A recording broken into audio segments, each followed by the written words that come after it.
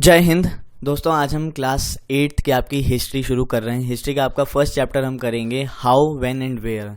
ठीक है, अब देखिएगा तो हमने 6th में हमने एंशिएंट हिस्ट्री पढ़ी थी, 7th में हमने मेडाइवल पढ़ ली, तो जाहिर सी बात है कि 8th में हम करने वाले हैं आपकी मॉडर्न हिस्ट्री पढ़नी शुरू करेंगे। ठीक है, अब आप सोचते होंगे कि यार एंशिएंट पढ़ी, मेडाइवल पढ़ी, मॉडर्न, तो ये सीक्वेंस में चल रहा है क्योंकि हमें हिस्ट्री ऐसी ही पढ़नी चाहिए। एंशिएंट हिस्ट्री, मेडाइवल हिस्ट्री बंदों को थोड़ी बोरिंग सी लगती है बच्चों को, ठीक है, पर मॉडर्न ऐसा लगता है ना कि उन्होंने पढ़ रखी है। ईस्ट इंडिया कंपनी के बारे में पढ़ाई आपकी शुरू हो जाती, फिर आ जाएगी आपकी फ्रीडम स्ट्रगल तक आ जाएगी। तो मॉडर्न पढ़ने में ना थोड़ा बहुत मज़ा आता है, ऐसा लगता है कि हाँ इनके बारे में हमने कभी ना कभी तो कहीं ना कहीं सुना ही है। ठीक है, तो मॉडर्न हिस्ट्री बहुत ही इंटरेस्टिंग हो जाएगी आपके लिए। आज हम करने वाले हैं चैप्टर नंबर 1 आपका how when and where. Interesting chapter होगा। ठीक है, चलिए शुरू करते हैं। ठीक है, तो इस चैप्टर में देखिएगा तो आपका देखिएगा क्लास 6 का भी फर्स्ट चैप्टर कुछ ऐसा ही सही था, what where how and when. फिर क्लास 7th का फर्स्ट चैप्टर देखिएगा तो ट्रेसिंग थ्रू अ 1000 ईयर, ऐसा ही कुछ चैप्टर था। तो 8th में भी वैसे ही शुरू कर दिया इन्होंने, हाउ व्हेन वेयर। ठीक है, तो ये भी हम देखेंगे कब कहाँ कैसे, ये भी हम जान लेंगे। तो सबसे पहले दोस्तों आपको छठ पूजा की हार्दिक शुभकामनाएं। ठीक है, छठ पूजा की आप सभी को हार्दिक शुभकामनाएं। ठीक है, अच्छे से अपनी फैमिली के साथ एंजॉय कीजिए। चलिए चैप्टर हम शुरू करते हैं। सबसे पहले दोस्तों जो बात आती है ना यहाँ पे है how important are dates. Dates आखिर हमारे लिए इम्पॉर्टेंट क्यों होती हैं। ठीक है, हम इस प्लेनेट पे जन्मे थे, यानी हमारा बर्थडे। ठीक है, जिस दिन हमारा जन्म हुआ था तो हम बर्थडे मनाते हैं उस डेट पे। ठीक है, अब बर्थडे मनाते हैं तो घर में पार्टी होती है, दोस्त पार्टी मांगते हैं। ठीक है, कभी कभी मुक्के भी बच जाते हैं पीठ पे। ठीक है, कितने साल के हो तुम उतने मुक्के बजेंगे। तो ठीक है, डेट्स ऐसे इंपॉर्टेंट होती हैं। कोई फेस्टिवल है तो डेट्स इंपॉर्टेंट हो जाएंगी। अगर आप ध्यान से देखें तो रोज़मर्रा की ज़िंदगी में ना कहीं डेट्स इंपॉर्टेंट रोल पैदा करती हैं, हमारे प्ले करती हैं। डेट्स बहुत इंपॉर्टेंट होती हैं। तो यहाँ पे हम वही जानेंगे कि आखिर हिस्ट्री में डेट्स की इतनी इंपॉर्टेंस क्यों थी। अब देखिए एक चीज़ मैं और बोलूँगा कि हिस्ट्री में ऐसा नहीं कि सिर्फ डेट्स ही डेट्स हैं, काफ़ी सारी डेट्स हैं, फिर इवेंट्स है, टाइम पीरियड एक चीज़ होती है। डेट और टाइम पीरियड में थोड़ा सा डिफरेंस होता है, वो मैं आपको आगे की स्लाइड्स में बताऊँगा। ठीक है, फर्स्ट पार्ट कर रहे हैं हम दोस्तों इस चैप्टर का, 2-3 पार्ट्स में आपका ये चैप्टर खत्म कंप्लीट हो जाएगा क्योंकि आपको मैं डिटेल में समझाना चाहता हूँ। ठीक है, dates. There was a time when historians were fascinated with dates. अब देखिए एक ऐसा समय था ना दोस्तों, और इसको भी ले लें हम, history was synonymous with dates. एक ऐसा टाइम था ना, पहले क्या होता था, लोग जब हिस्ट्री लिखते थे ना तो हिस्ट्री लिखते टाइम ना वो डेट स्पेसिफिक लिख देते थे हिस्ट्री, कि इस दिन ऐसा हुआ, इस दिन ये कांड हुआ, इस दिन ये हो गया, इस दिन ये राजा बना, इस दिन ये मर गया, इस दिन इससे इसकी शादी हुई। तो ये डेट स्पेसिफिक हो जाता था। ठीक है, कि डेट के आधार पे हम हिस्ट्री लिख देते थे। पर हिस्ट्री सिर्फ ऐसा नहीं है कि डेट के आधार पे हमने लिख दी तो बस खत्म, हिस्ट्री हमने पढ़ ली। और बंदे इसलिए कंफ्यूज आ जाते हैं। अब काफ़ी सारे इवेंट्स आपके होते हैं जो डेट स्पेसिफिक है, काफ़ी सारी वॉर्स वगैरह होती हैं। मॉडर्न हिस्ट्री में आपको काफ़ी सारी वॉर्स देखने को मिल जाएंगी। अब 1857 के बाद की अब मॉडर्न हिस्ट्री में समझिए, उससे पहले से ही आप देखिएगा तो ईस्ट इंडिया कंपनी हो गया या ब्रिटिशर्स का जो शासन था वो शुरू हो चुका था, तो उसमें भी हमने काफ़ी सारी वॉर्स वगैरह लड़ी थी। तो वो एक डेट स्पेसिफिक हो जाती, पर जो एक इवेंट चलता आता है ना वो पूरा एक टाइम पीरियड, एक फ्रेम लगाता है। ठीक है, अब मान लीजिए जैसे न्यूज़पेपर है, अभी हम वो आगे देखेंगे, उसका मैं आपको समझाता हूँ। ठीक है, तो हिस्ट्री सिर्फ ऐसा नहीं कि सिर्फ डेट स्पेसिफिक है, डेट के आधार पे हमने हिस्ट्री लिख दी कि इस दिन ऐसा हुआ, नहीं, इसमें इवेंट्स भी होते हैं। हम उन इवेंट्स में देखिएगा तो कंपैरिजन भी होता है। तो history is all about comparison. Comparison कैसे, अब देखिए कंपैरिजन कैसे मैं बताता हूँ। दिल्ली सल्तनत हमने पढ़ी थी क्लास 7th में, और उसी में हमने मुगल एम्पायर भी पढ़ा था। ठीक है, अब दिल्ली सल्तनत के टाइम पे आपकी एडमिनिस्ट्रेशन कैसे वर्क करती थी, ठीक है, उस टाइम की सोसाइटी क्या थी, कल्चर कैसे थे, ठीक है, रेवेन्यू सिस्टम क्या था, ठीक है, ये अलग है। अब वहीं आइएगा मुगल सल्तनत में, मुगल एम्पायर में, तो मुगल एम्पायर में आपका एडमिनिस्ट्रेशन कैसे काम करता था, ठीक है, टैक्स सिस्टम क्या था, रेवेन्यू सिस्टम क्या था, उस टाइम की सोसाइटी क्या थी, कल्चर्स वो क्या फॉलो करते थे। ठीक है, सदर्न इंडिया में जाइएगा तो चोला चेरा पांड्यास, इन 3 हो गए। अब यहाँ पे किंगडम स्पेसिफिक नहीं जा रहे। ठीक है, तो ये देखिए दिल्ली सल्तनत आपकी 12th सेंचुरी के आसपास आई थी। ठीक है, 13th सेंचुरी आप मान सकते हैं। फिर आपकी मुगल आप देखेंगे तो 16th सेंचुरी में आपको देखने को मिले थे। तो टाइम पीरियड आपको इसमें गैप दिख रहा है, लगभग 400 साल का आपको गैप दिख रहा है, 300 साढ़े 300 साल के आसपास का आपको गैप दिख रहा है। 300 साल एक एवरेज लेके चलिए, गैप दिख रहा है। तो यहाँ पे हमें कंपेरिजन देखने को मिला ना। ठीक है, अब यहाँ पे हमने डेट के आधार पर तो नहीं कर दिया ना ऐसा। अब एडमिनिस्ट्रेशन किसी शासन में चल रहा है, रेवेन्यू सिस्टम उस शासन में चल रहा है, कैसा है, तो इसमें हम तो सिर्फ कंपेयर करके ही ना बता पाएंगे कि दिल्ली सल्तनत में आखिर कैसे काम करते थे वो लोग, मुगल एम्पायर में कैसे काम चलता था, तो इसमें कंपैरिजन एक आ जाता है। डेट्स भी इंपॉर्टेंट होती हैं। डेट्स कैसे इंपॉर्टेंट हो गई कि दिल्ली सल्तनत में कब कौन सा रूलर कब आया, ठीक है, कब क्या वॉर उन्होंने लड़ी। मुगल एम्पायर में भी ऐसे ही हो जाता है, पर इसमें सिर्फ डेट्स नहीं, हमें कंपैरिजन भी देखना पड़ेगा कि आखिर दोनों का शासन चलता कैसे था, ठीक है। तो कंपैरिजन यहाँ पे आ गया, हमें यहाँ पे कंपैरिजन देख लिया, ठीक है। तो जनरली अगर आप देखिएगा तो as soon as we compare the past with the present we refer to time, ठीक है। अगर हम पास्ट को प्रेजेंट से देखिएगा कंपेयर करते हैं तो ज़्यादातर हम टाइम फ्रेम देख लेते हैं कि टाइम कैसा है। We talk of before after, पहले कैसा था अब कैसा है, पहले क्या होता था अब कैसा है, पहले सोसाइटी कैसी थी अब कैसी है, ठीक है। तो ये बिफोर आफ्टर आपको हिस्ट्री में लगातार देखने को मिलेगा और ये ज़रूरी भी है, ठीक है। हिस्ट्री में पढ़ते क्यों हैं? हिस्ट्री में ऐसे तो पढ़ते ही नहीं है ना कि सिर्फ ले लिया एग्जाम, मतलब क्वेश्चन देख लिया कि क्वेश्चन आ गया हाउ इंपॉर्टेंट आर डेट्स, तो आपने आंसर लिख दिया, फटाफट लिख दिया, ये जो 4-5 पॉइंट्स हैं आपके, ऐसे नहीं ना। हिस्ट्री में इसलिए पढ़ते हैं कि ताकि हमें पता चले कि आखिर उस टाइम की दुनिया तो नहीं कहेंगे, सोसाइटी कैसे काम करती थी, आखिर उस टाइम के जो रूलर्स थे वो कैसे काम करते थे, जो वहाँ पे आर्किटेक्चरल डेवलपमेंट्स हुई हैं, ठीक है, लिटरेचर डेवलपमेंट्स हुई हैं, लैंग्वेजेस देखिएगा तो कैसे उभरी हैं, कैसे ये चीज़ डेवलप हुई। आज जो हम लैंग्वेजेस बोलते हैं ज़रूरी नहीं है ना कि आज मान लीजिए हिंदी बोल रहे हैं, संस्कृत बोल रहे हैं, तो ऐसा तो है नहीं कि 10-15 साल पहले, ये भी ज़्यादा हो गया कि कल परसों ओरिजिनेट हुई, आज हमने बोलना शुरू करें। इनका भी एक देखिएगा तो टाइम फ्रेम है, टाइम पीरियड है, ठीक है, एक लॉन्ग ड्यूरेशन, मतलब एक पूरी प्रोसेस से गुजरी है। ये लैंग्वेजेस हो गई, ठीक है, सल्तनत हो गई, ये पूरी प्रोसेस से गुजरती है, तब हम जाके बता पाते हैं कि पहले कैसा था आज कैसा है। तो डेट्स बहुत इंपॉर्टेंट है और इंटरेस्टिंग टॉपिक लग रहा होगा, मुझे पता है आप लोगों को। तो चलिए आप समझ गए होंगे कि हम इस चैप्टर में आखिर करना क्या चाहते हैं, आखिर डेट्स इंपॉर्टेंट क्यों होती हैं, ठीक है, कंपैरिजन करने के लिए, इवेंट्स वगैरह के लिए, टाइम पीरियड, ये सब देखिएगा तो डेट्स एंट्री की आ जाती हैं। अब देखिए ऐसा नहीं है कि हम जो आज देख रहे हैं उसकी कोई हिस्ट्री नहीं है, हम किताब में जो पढ़ रहे हैं, अपने सामने जो देख रहे हैं, अब हम सामने में आपके फ़ोन हैं, लैपटॉप है, अब मोबाइल फ़ोन्स का भी तो एक हिस्ट्री रहा होगा, पहले कैसे फ़ोन्स होते थे, आज कैसे हैं, फ्यूचर में कैसे होंगे। चलिए फ्यूचर की तो बात छोड़िए, आज देखिए, और आज से 15 साल 20 साल पहले अगर मान के चलिए, आपने किसी ने सोचा होगा कि स्मार्टफोन नहीं, ठीक है, आज से 5-6 साल पहले अगर आप देखिएगा तो स्मार्ट टीवी किसी ने नहीं सोचा होगा। तो एक हिस्ट्री से मतलब देखिएगा कि टाइम पीरियड इसमें आ जा रहा है, इवोल्यूशन प्रोसेस से गुजर रहा है ये चीज़। अब देखिए एवरीथिंग हैज़ ए हिस्ट्री, सब चीज़ की अगर आप देखिएगा तो एक हिस्ट्री है। ठीक है, रेलवे, न्यूज़पेपर, आप जाते होंगे बाहर, देख रहे हैं कि नुक्कड़ पे एक चाय वाला है, उस पर 3-4 लोग आप भी बैठ के चाय पी रहे हैं। मन में ख्याल आया होगा कि यार ये चाय जो हम पी रहे हैं मतलब कब बना, ठीक है, कैसे इस मतलब प्रक्रिया चली इसकी, एक दिन में बन गया। ख्याल तो आते ही होंगे ना कि आखिर चाय आया कैसे, ठीक है। इंडिया में स्टार्टिंग से तो चाय था नहीं, ठीक है, इंडिया में स्टार्टिंग का मतलब है कि मतलब एंशिएंट टाइम में तो चाय थी नहीं, चाय की इतनी मतलब हम सुनते नहीं थे, हमने मिडाइवल से थोड़ा बहुत सुनना शुरू किया था, या जब ब्रिटिशर्स आए थे, तो फिर भी एक हिस्ट्री तो है ना चाय की। अब रेलवेज़ की बात कर लीजिए, ऐसा तो है नहीं कि आप रात को सोए सुबह उठे, ठीक है, आप जा रहे हैं, सुबह उठे न्यूज़ में आ गया ओए रेल पटरी बन गई, यहाँ पे शताब्दी राजधानी दौड़ रही है, नहीं ना। रेलवे भी एक प्रक्रिया से गुजरा है, ठीक है, रेलवे की भी एक प्रोसेस रही है, एक टाइम फ्रेम रहा है, रेलवे की भी एक हिस्ट्री रही है, ठीक है, रेलवे कैसे बना। अब न्यूज़पेपर है, ठीक है, सुबह सुबह आप उठे, न्यूज़पेपर वाला है, न्यूज़पेपर दिया आपको, आप पढ़ने लग गए, आप सोचने लग गए उस टाइम पे यार न्यूज़पेपर जो आज मैं पढ़ रहा हूँ, ठीक है, इसका इतिहास कैसा रहा होगा। प्रिंटिंग प्रेस से पहले आखिर कैसे लोगों को खबरें मिलती होंगी, आखिर प्रिंटिंग प्रेस जब आया तो उसका इवोल्यूशन कैसे हुआ, वो कैसे इवॉल्व हुआ, उसकी क्या प्रोसेस थी। तो ये सब हमें जानने को मिलता है कैसे, हिस्ट्री में, हिस्ट्री से हम समझ पाते हैं। Then everything must have a time period. अब देखिए यहाँ पे टाइम पीरियड है ना, हर चीज़ की टाइम पीरियड। अब डेट में देखिए क्या होता है, जैसे आपका बर्थडे है, मान लीजिए 1 जनवरी को बर्थडे है, ठीक है। अब चाय का भी अगर एग्जाम्पल लूँ, चलिए बर्थडे का नहीं, चाय का एग्जाम्पल लेता हूँ। चाय आप उठे, ठीक है, अब चाय तो ऐसा हुआ नहीं होगा कि एक डेट के आधार पे कि 21 मई को ही हम चाय पियेंगे। वैसे मैं आपको बता दूं कि इंटरनेशनल टी डे आपकी 21 मई को ही होती है, ठीक है, तो ये भी याद रख लीजिएगा, एक फैक्ट आपको मिल गया, ठीक है। तो 21 मई को आप उठे कि आज चाय पीनी है, तो आज ही आविष्कार हो गया, आज ही सब मतलब पूरी दुनिया, पूरा भारत चाय पिएगा।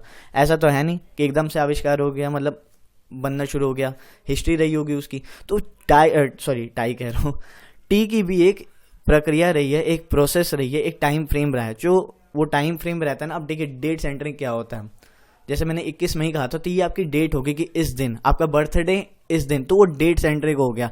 अब टाइम पीरियड में क्या हो गया कि 90s से 20s, ठीक है, 2019 से 2020 कोई डेट नहीं आया, एक टाइम पीरियड आ गया, ठीक है।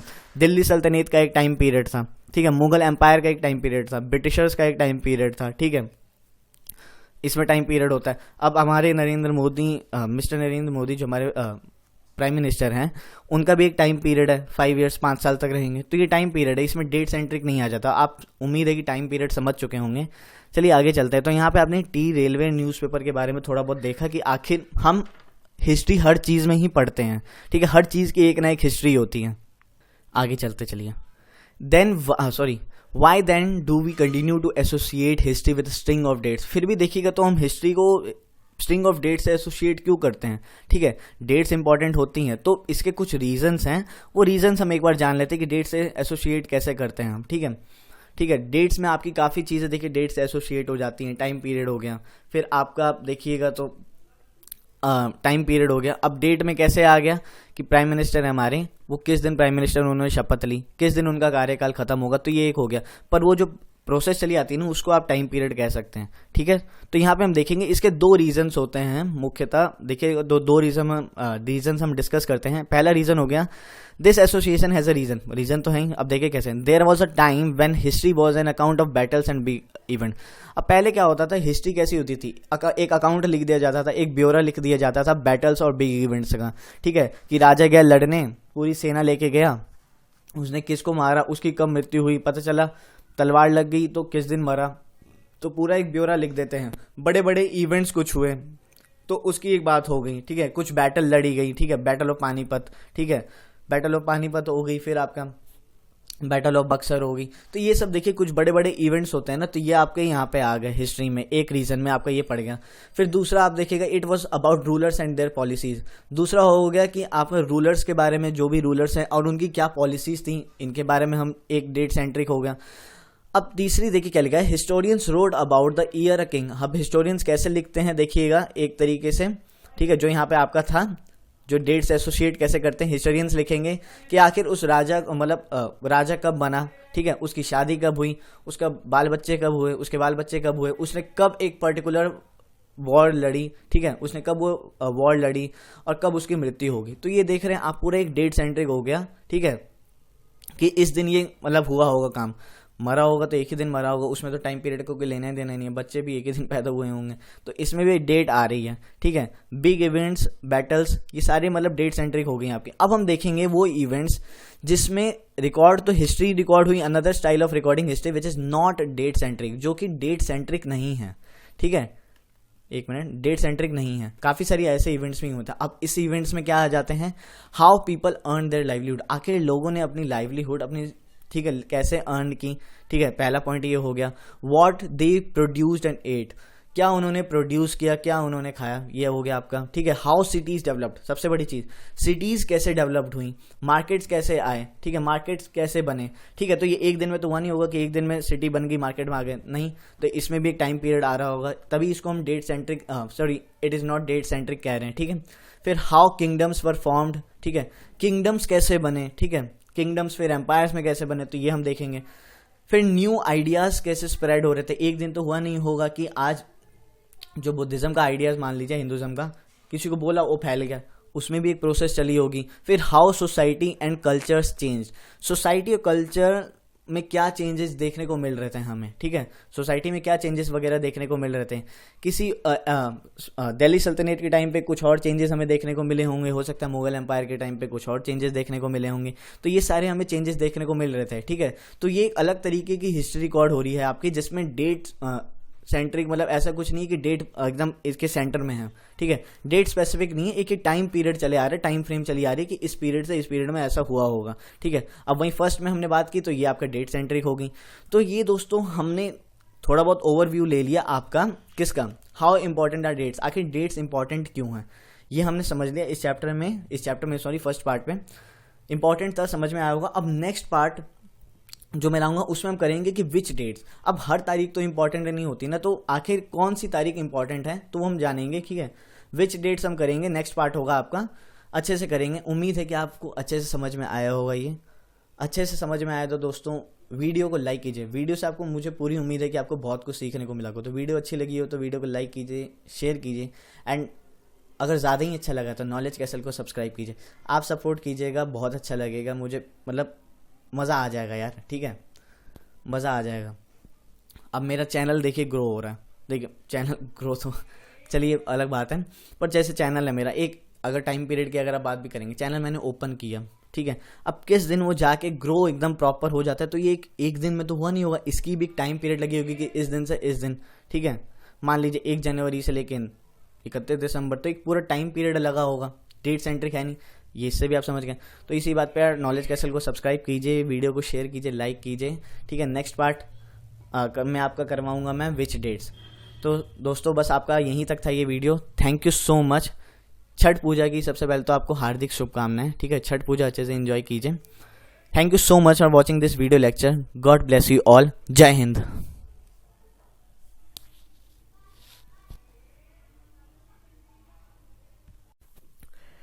जय हिंद। क्लास 8th की हिस्ट्री एनसीईआरटी का हमने चैप्टर नंबर 1 शुरू किया है, how when and where. First part में देखिएगा वीडियो जो मैंने आपकी बनाई थी, आपने देख लिया होगा, उम्मीद है मुझे। उसमें हमने देखा था कि आखिर डेट्स इंपॉर्टेंट क्यों हैं, how important are dates, dates क्यों इंपॉर्टेंट हैं, क्या सिर्फ डेट्स ही इंपॉर्टेंट हैं? जी नहीं, बिल्कुल नहीं। डेट्स के साथ साथ जो इंपॉर्टेंट चेंजेस हमें देखने को मिल रहे हैं, ठीक है, सोसाइटी में, फिर काफ़ी सारे मैंने आपको एग्जांपल्स दिए थे, जैसे दिल्ली सल्तनत का अगर पीरियड देखिएगा और मुगल एम्पायर का पीरियड देखिएगा, इनके बीच में भी देखिएगा तो डेट्स एक देखिएगा तो पॉइंट बीच में है, पर दिल्ली सल्तनत का एडमिनिस्ट्रेटिव फंक्शन कैसे करते थे वो, फिर मुगल में वो लोग कैसे अपना चलाते थे एडमिनिस्ट्रेटिव का काम, तो ये सब हमने देखा, ये सारे देखिएगा तो डेट्स के आधार पे ही है। डेट एक बीच में, अब देखिए 2 तरीके से हमने डेट को बांट दिया था पिछली बार। एक डेट तो वो है जिसमें वॉर्स, बैटल्स, बिग इवेंट्स, इन्हीं सब की बात कही गई होगी कि इस दिन ये वॉर लड़ी गई, इस दिन ये राजा पैदा हुआ, इस दिन ये थ्रोन पे बैठ गया। पर एक हिस्ट्री ऐसी भी है दोस्तों, सिर्फ है, जिसमें डेट को हम एज ए सेंट्रल नहीं दे सकते, ठीक है। डेट एकदम मतलब बीच का पार्ट नहीं है, हाँ इर्द गिर्द उसके चारों तरफ घूमती रहेंगी, काफी सारी चेंजेस आपको देखने को मिलेंगी, जैसे नई नई सिटीज कैसे डेवलप हो रही थी, ठीक है, सोसाइटी में चेंजेस कैसे आ रहे थे, कल्चरल चेंजेस कैसे देखने को हमें मिल रहे थे, फिर अगर आप देखिएगा तो नए नए किंगडम्स एमर्ज हो रहे थे, तो ये सारे हैं डेट्स के इर्द गिर्द। पर एक किंगडम एक दिन में खड़ा नहीं हो गया होगा, एक सोसाइटी का कल्चर एक दिन में चेंज नहीं हो गया होगा, तो एक स्पेसिफिक डेट से इसे डिनोट नहीं कर सकते। अब वहीं अगर आप देखिएगा तो बैटल हम कह सकते हैं कि इस दिन ये लड़ाई लड़ी गई थी, ठीक है, इस दिन ये राजा पैदा हुआ था, इस दिन इस राजा की शादी हुई थी, डेट स्पेसिफिक आ गया, आपका बर्थडे एग्जाम्पल हो गया, ठीक है। तो ये कुछ डेट्स के बारे में हमने जाना था फर्स्ट पार्ट में। अब अगर आज के पार्ट में अगर आप देखिएगा तो हमारा टॉपिक है विच डेट्स। विच डेट्स यानी कौन सी डेट्स भाई, सारी डेट्स तो इंपॉर्टेंट होती नहीं है, सारी डेट्स याद हम कर नहीं सकते, ठीक है। अब हिस्ट्री में भी अगर आप उठा के देखिएगा, एंशियंट टाइम से अगर हम भारत जब आज़ाद हुआ था अगर तब तक की बात करें और सिर्फ डेट्स के आधार पर अगर हिस्ट्री को बांट देना कि इस दिन ये लड़ाई गई थी, इस दिन ये हुई थी, काफ़ी सारी डेट्स आ जाएंगी, कितनी सारी वॉर्स लड़ी गई थी, ठीक है।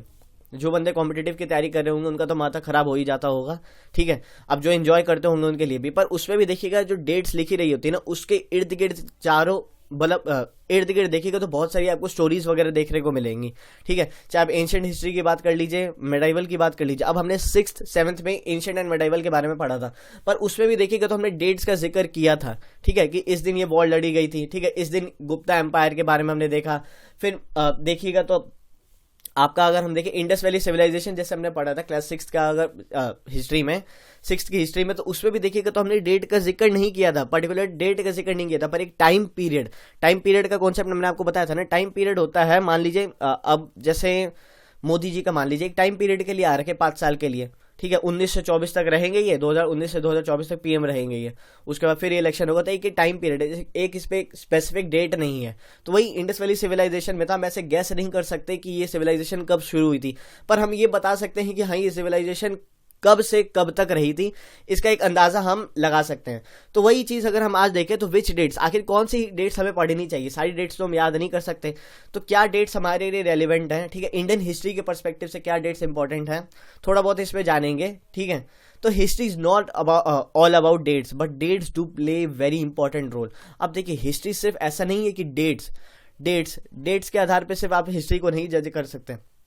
हिस्ट्री में डेट्स तो इंपॉर्टेंट रोल है पैदा करती ही हैं, पर इसके साथ साथ ना काफ़ी सारी ऐसी चीज़ें हैं, जैसे हिस्ट्री उस डेट्स में कौन कौन सी इवेंट्स हो रही हैं, ठीक है, क्या क्या चेंजेस हमें देखने को मिल रहा है, तब की हिस्ट्री और आज की हिस्ट्री में क्या, मतलब हिस्ट्री में नहीं, आज के टाइम में क्या फ़र्क हमें देखने को मिल रहा है, ठीक है। तो डेट्स इंपॉर्टेंट होती हैं। अब देखिए डेट्स किसके आधार पर हम कहेंगे इंपॉर्टेंट होती है, तो डेट्स डिपेंड्स ऑन इवेंट्स, ठीक है। ऐसे ही स्पेसिफिक नहीं कह देंगे ना हम कोई कि एक डेट आ गई ये इंपॉर्टेंट है। अब आपका देखिए बर्थडे है, वो एक इवेंट है, तो वो डेट इंपॉर्टेंट है, ठीक है, वो उस दिन तारीख इंपॉर्टेंट है।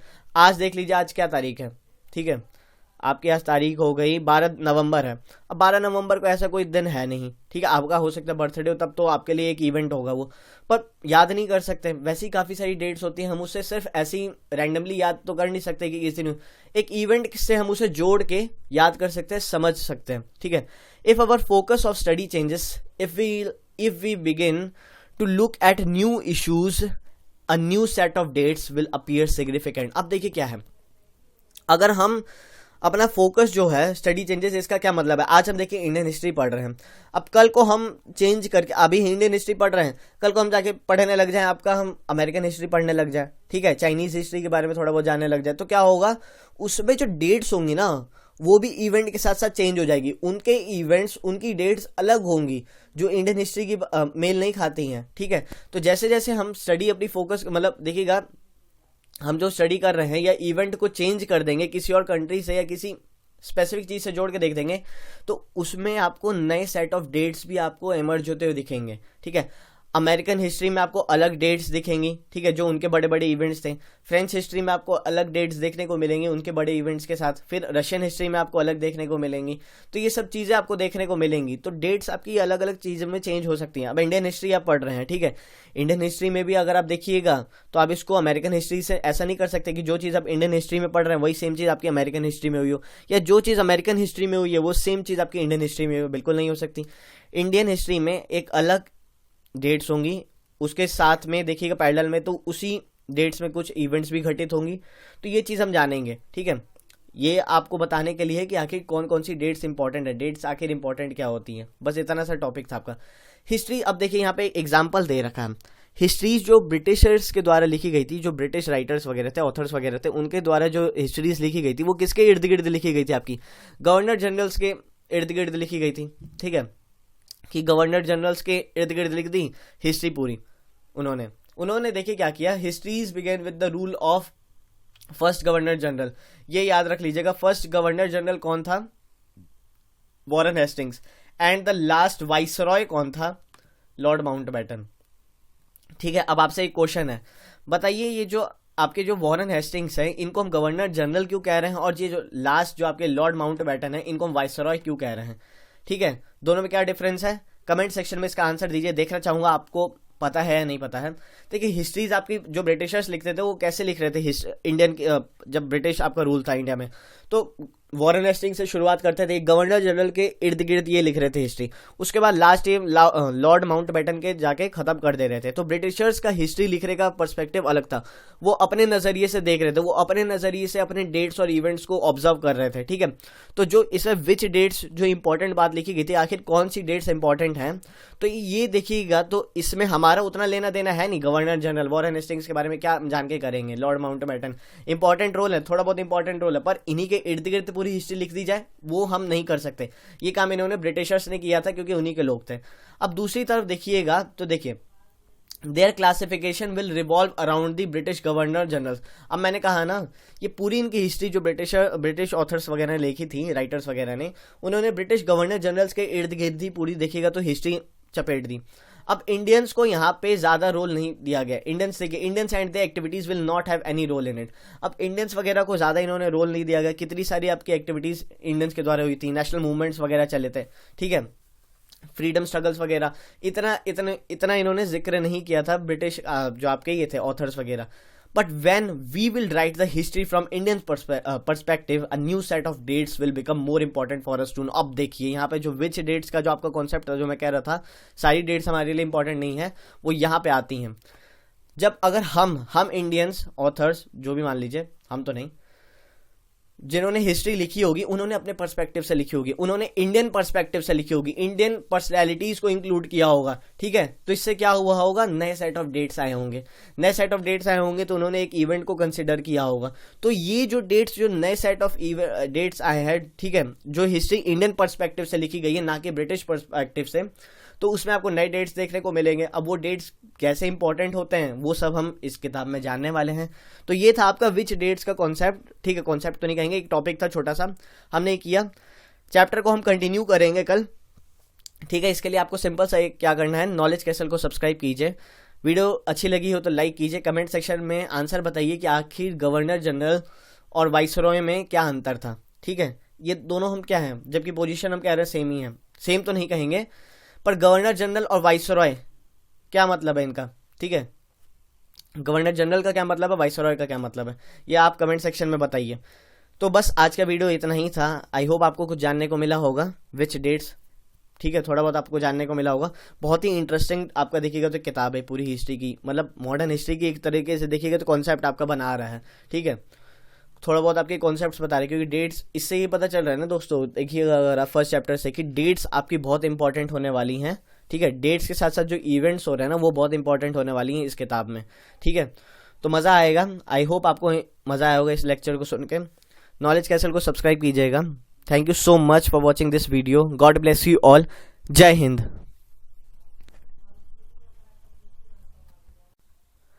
जय हिंद। जैसा कि आपको पता है कि हम क्लास 8th की एनसीईआरटी कर रहे हैं, हिस्ट्री कर रहे थे हम चैप्टर नंबर 1 कर रहे थे आपका हाउ, व्हेन एंड वेयर।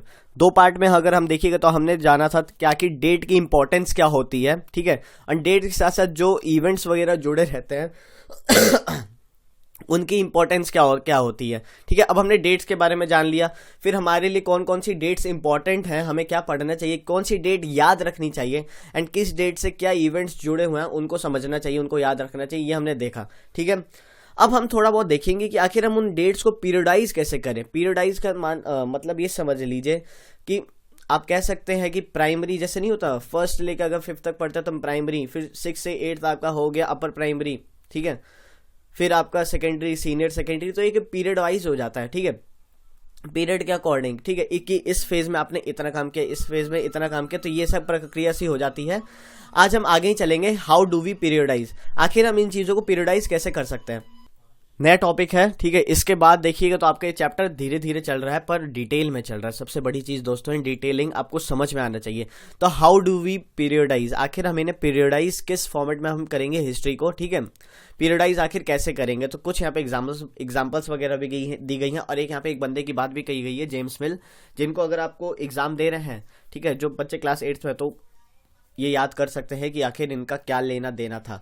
तो वो चीज़ हम जानेंगे। इससे पहले कि दोस्तों आगे बढ़े, आप सब एक काम कर दीजिए, नॉलेज कैसल को सब्सक्राइब कर दीजिए एंड लाइक बटन दबाइए अगर आपको, या बाद में दबा दीजिएगा अगर आपको वीडियो अच्छी लगी हो तो। फीडबैक आपका मिल जाएगा तो बहुत मजा आ जाता है। तो चैप्टर नहीं, इस पार्ट को शुरू करते हैं, हाउ डू वी पीरियडाइज। देखिए 1817 में ना एक बंदा था, एक जनाब था आपका जेम्स मिल। जेम्स मिल कौन था भाई साहब, एक Scottish economist and political philosopher था, ठीक है। स्कॉटिश आपका इकोनॉमिस्ट एंड पॉलिटिकल फिलोसफर था। इन्होंने एक किताब लिखी थी, उस किताब का क्या नाम था दोस्तों, a history of British India. Important है, अंडरलाइन कर लीजिएगा अगर आपके पास किताब हो आपकी हिस्ट्री की, ठीक है। पतली सी किताब तो है आपकी, हिस्ट्री की लेके घुमा करिए, पढ़ रहे हैं तो, ठीक है। तो जेम्स मिल ने एक स्कॉटिश बंदा था, इकोनॉमिस्ट पॉलिटिकल फिलोसफर था। 1817 में एक इसने किताब लिखी, क्या नाम था उसका, a history of British India. तो ये 1 मार्क में शायद आपसे पूछा जा सकता है, ठीक है, या मैच द फॉलोइंग में अगर आएगा तो, ठीक है। तो ये आप याद रख लीजिएगा कि इसने कौन सी किताब लिखी थी, a history of British India, तो इसने ये लिखी। तो इस किताब में इसने देखिए इन जनाब ने क्या बताया कि इन्होंने हिस्ट्री को ना 3 फेजेस में बांट दिया, 3 फेजेस यानी 3 पीरियड्स में बांट दिया। अब वो 3 पीरियड्स किस तरीके से इन्होंने बांटा, तो इन जनाब का देखिए कैसे इन्होंने बांटा, हिंदू, मुस्लिम, ब्रिटिश। अभी आप पूछेंगे कि हिंदू मुस्लिम ब्रिटिश, देखिए वैसा तो कोई इनका तुक बनता नहीं है कि हिंदू मुस्लिम ब्रिटिश ऐसे इन्होंने हिस्ट्री को बांट दी। थोड़ा बहुत अगर इन्होंने सोचा होगा तो सोच लिया होगा कि हाँ 12वीं शताब्दी से पहले अगर आप देखिएगा तो हिंदू रूलर्स ज्यादा थे, उसके बाद आपको देखिएगा तो मुस्लिम रूलर्स देखने को मिले। फिर 17वीं शताब्दी से अगर आप देखिएगा 18वीं शताब्दी के आसपास से शुरू हो गया था आपका ब्रिटिश रूल चालू हो गया था। तो हो सकता है इन्होंने ऐसे बांटा हो, ठीक है, पर कोई तुक था नहीं। At that time this periodisation was widely accepted. अब देखिए उस टाइम पे क्या हुआ कि इन्होंने जो पीरियडाइजेशन किया, पीरियडाइजेशन जैसे कैसे कि फर्स्ट फेज आपका हिंदू बांट दिया, फर्स्ट पीरियड, सेकंड पीरियड आपका मुस्लिम, थर्ड ब्रिटिश, ठीक है। तो इसको बहुत एक्सेप्ट किया गया उस टाइम पे। बंदे पढ़े लिखे उस टाइम पे नहीं होते होंगे, ठीक है, कम समझ होती होगी तो ऐसे देख लिया, ठीक है। अब देखिए एक और चीज मैं बताता हूँ, याद है हमने विच डेट्स पढ़ा था पिछले आपके लेक्चर में, तो उसमें हमने क्या पढ़ा था कि अगर देखिए अगर हम अपनी स्टडी को चेंज करते हैं ना तो डेट्स भी चेंज हो जाती है, उस चीज़ को पढ़ने का नज़रिया भी चेंज हो जाता है। तो ठीक है, जेम्स मिल यहाँ का बंदा था नहीं, स्कॉटिश बंदा था, ठीक है, इसने अपने हिसाब से लिख दी हिस्ट्री, ठीक है, तो वहाँ की डेट्स में भी चेंज होंगी, इवेंट्स में भी चेंज होगा, इसने अपने बंदों को तवज्जो दी, ठीक है, तभी तो इसने ऐसे लिख दिया हिंदू मुस्लिम ब्रिटिशर्स में बांट दिया था इन्होंने। ब्रिटिश यानी देखिएगा तो अगर रिलीजन के आधार पे अगर आप देखिएगा तो ब्रिटिश यानी आपको क्रिश्चियन से ये रिलेट कर रहे हैं, सिंपल सी चीज़ है। अब मिल्न जनाब देखिए क्या कहते हैं, मिल्न सॉरी एक बंदा न्यूजीलैंड का फास्ट बॉलर याद आ गया था, मिल्न, कल बहुत पिटाई हुई उसके। देखिए आपका ये जो आपका मिल है ये जेम्स मिल, इसने देखिए क्या किया, इसने सोचा कि एशियन सोसाइटीज है ना ये बड़े लोअर लेवल की सिविलाइजेशन है, ठीक है, लोअर लेवल की सिविलाइजेशन है किसके मुकाबले, यूरोप के मुकाबले। अब इंजन आपको ज़्यादा क्या पता कि भाई साहब सबसे पहले सिविलाइजेशन यहीं शुरू हुई थी पृथ्वी पे, ठीक है, एशिया में देखोगे तो, ठीक है, तो ये जनाब कहते हैं, ठीक है, कि एशियन सोसाइटीज है ना बड़े लोअर लेवल की हैं, ठीक है, इनकी सिविलाइजेशन बड़ी गिरी हुई है, यूरोप के मुकाबले बहुत कम है, ठीक है, कमजोर है, तरक्की नहीं उतनी सिविलाइजेशन में, तो इनका ये कहना था, ठीक है। British rule Mill felt could civilise India. अब देखिए जेम्स मिल ने क्या सोचा, ठीक है, कि ब्रिटिश रूल जब से आया ना भारत में, ब्रिटिशर्स का शासन आया, तब से क्या हुआ, भारत सिविलाइज हो गया, ठीक है, अच्छी सोसाइटी बन गई, सिविलाइज कॉलोनी हो गई, ठीक है। अब हम इंग्लिश टॉयलेट पे बैठ के मतलब सुबह फ्रेश होने लग गए, ठीक है, ब्रिटिशर्स चाय पीने लग गए, टी पीने लग गए, तो सोसाइटी सिविलाइज हुई, ठीक है। हिंदी को तवज्जो देने लग गए, इंग्लिश सॉरी हिंदी को कम तवज्जो देने लग गए, इंग्लिश नहीं आती, इंग्लिश आपको तो बर्बाद हो, अरे भाई अपनी मातृभाषा हिंदी बोला करो, शर्म की चीज़ की, नहीं आती इंग्लिश नहीं आती, एक भाषा आ रही है ना, ठीक है, आपकी कंट्री के बंदे समझ रहे हैं ना। अब इंग्लिश आती है तो वो अलग चीज़ है, बहुत बढ़िया काम हो जाएगा, ज़रूरी भी है क्योंकि इंटरनेशनल लैंग्वेज है। अब ब्रिटिश पर ये चीज़ गलत थी कि मिल ने सोचा कि ब्रिटिश रूल के आने से सिविलाइज हो गया इंडिया, ऐसा तो हुआ नहीं था, उल्टा बैंडी बज गई थी, ठीक है, कितना इन्होंने लूटा था इंडिया को ये भी पता है, ठीक है, यहाँ से अनाज ले जाते थे, ये बोलते थे सिविलाइज के इन्होंने भारत से, स्पाइसेस ये यहीं से ले जाते थे अपने देश में भी, ठीक है, वहाँ पे ये लोग बना बना के सब्जी वब्जी डाल के स्पाइसेस खाते थे चटकारे मार के, और सिविलाइज इंडिया नहीं था। अब इनका कहना था, इनका तर्क था, उतना हमें लेना देना नहीं। चलिए आइए हम टॉपिक पे वापस आते हैं। तो ब्रिटिश के जो जेम्स मिल थे, ठीक है, स्कॉटिश जेम्स मिल्स क्या कहते थे ये, कि ब्रिटिशर्स के आने से सिविलाइज हो गया था भारत, ठीक है, उससे पहले ये सिविलाइज नहीं था। अब सिविलाइज की क्या मतलब है वो हम आगे देखते हैं। But there was a problem in the periodisation that James Mill offered. अब देखिए जाहिर सी बात है, अब इसको थोड़ा सा आगे हम बढ़ाएं तो दो पॉइंट्स एक बार हम एक साथ ले लेते हैं। James mill divided history on religious ground, Hindu Muslim British यानी क्रिश्चियंस, ठीक है। अब जेम्स मिल ने क्या किया था, डिवाइड कर दिया था रिलीजियस ग्राउंड पे हमारी भारत की हिस्ट्री को, हिंदू मुस्लिम ब्रिटिशर्स यानी क्रिश्चियंस मान सकते हैं। तो इस पीरियडाइजेशन में भी अगर देखिएगा ना तो प्रॉब्लम्स थी, ठीक है। अब इसने अगर डिवाइड किया है हिस्ट्री को रिलीजियस ग्राउंड पे, तो उस रिलीजियस ग्राउंड का देखिएगा तो सेंटर क्या होगा, रूलर्स, ठीक है, कि हिंदू रूलर्स के इर्द गिर्द, मुस्लिम रूलर्स के इर्द गिर्द, या ब्रिटिश के जो गवर्नर्स वगैरह थे क्रिश्चियंस जो थे, ठीक है, उनके इर्द गिर्द जो बैठ रखे थे राजा महाराजा यहाँ बन के, ठीक है, उनके भी ऊपर थे राजा, इंडियन राजा महाराजा की भी तो इन्होंने बैंड बजा रखी थी, ठीक है, तगड़ी सिविलाइज सोसाइटी थी ना, इंडिया को सिविलाइज करने आए थे, ठीक है। तो जेम्स मिल ने देखिएगा तो हिस्ट्री यहाँ पे दिखा रखी है, डिवाइड रिलीजन के आधार पे, आपकी हिंदू मुस्लिम ब्रिटिशर्स के आधार पे इन्होंने इंडियन हिस्ट्री को डिवाइड किया हुआ है। अब इसमें क्या दिक्कत आती थी ना दोस्तों, देखिए ये थोड़ा सा गलत कैसे हो जाता था। अब हिस्ट्री में हम सिर्फ रूलर्स के इर्द गिर्द तो पढ़ते नहीं, सोसाइटी में क्या चेंजेस हो रहे हैं। अब ऐसा तो है नहीं, जो हिंदू रूलर होगा उसकी मतलब देखिएगा तो जनता में, जनता नहीं क्या कहेंगे उसे, जो भी उसके मतलब राज्य में लोग होते हैं, याद नहीं आ रहा यार, एकदम से भूल गया। तो जो भी उसकी सोसाइटी में अगर देखिएगा तो ऐसा तो होगा नहीं कि वहाँ पे आपको देखिएगा तो सिर्फ आपको हिंदू ही देखने को मिलेंगे, मुस्लिम्स भी देखने को मिलेंगे, हो सकता है बाद में जाके ब्रिटिशर्स वगैरह क्रिश्चियंस वगैरह भी देखने को मिल जाए, ठीक है, और भी रिलीजन के बुद्धिस्ट वगैरह भी देखने को मिल जाए रिलीजन्स के।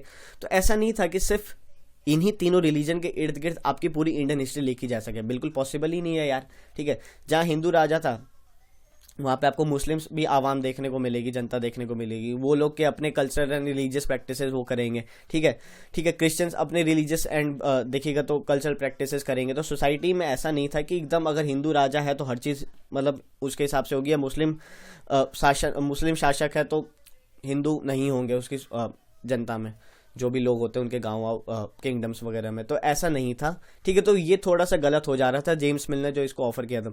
This periodisation is not true and justified, तो इस कारण क्या हुआ, इस पीरियडाइजेशन को ना क्या हुआ, जस्टिफाइड उतना हुआ नहीं, ठीक है। अब ऐसे आप जज इसे कर नहीं सकते कि उस सोसाइटी में ऐसा था, ठीक है, कि क्रिश्चियंस यहाँ पे अगर बैठ रखे हैं तो वही इनका गलत हो जा रहा था, जेम्स मिल भाई साहब का, ठीक है, जो स्कॉटिश आपके जो इकोनॉमिस्ट थे, ठीक है, स्कॉटिश वॉरियर, ठीक है, तो इनका वही गड़बड़ हो जा रहा था। पीरियडाइजेशन इन्होंने बेकार की थी, रिलीजन के आधार पे आप पीरियडाइजेशन कर नहीं सकते, ठीक है, तो ये थोड़ा सा अजीब सा हो गया था, और इनका तुक बना नहीं, बाहर के थे ना। अब इंडियन हिस्टोरियंस तो ऐसा कभी भी नहीं लिखेंगे, इंडियन हिस्टोरियंस एक अच्छे से पर्सपेक्टिव में लिखेंगे। अब देखिए क्या था यहाँ पे, वही चीज़ बोली ना, स्टडी का अगर फोकस चेंज होगा ना, ठीक है, फोकस ऑफ स्टडी चेंजेस, तो आपके डेट्स, इवेंट्स और क्या सोसाइटी में चल रहा है ये सब आपको चेंजेस देखने को मिल जाते हैं, ठीक है। तो यहाँ पे आपको उसका एग्जांपल भी एक जीता जाता मिल जाता है, जागता। अब एक और पॉइंट देखिए क्या है यहाँ पे, due to the limitation of periodisation offered by James Mill, सही बात है, लिमिटेशन तो थी ही, ठीक है, पीरियडाइजेशन की, हिंदू मुस्लिम आपका ब्रिटिशर्स क्रिश्चियंस यानी इनके आधार पे तो आप पीरियडाइजेशन कर नहीं सकते, ठीक है, क्योंकि सोसाइटी में और भी चीज़ें थी, ठीक है, बहुत चीज़ें काम कर रही थी। इंडिया मतलब देखिएगा तो छोटा सा तो देश है नहीं, बहुत बड़ा देश है, तो कितने सारे शासक आपको थे, कितने सारे राजा महाराजा थे, और ऊपर से आवाम इतनी ज़्यादा थी, तो उसमें एक रिलीजन के आवाम हो ऐसा तो हो नहीं सकता। तो historians have divided Indian history, तो फिर हिस्टोरियंस ने कहा किया कि इतना माथापिच्ची करना बेकार है।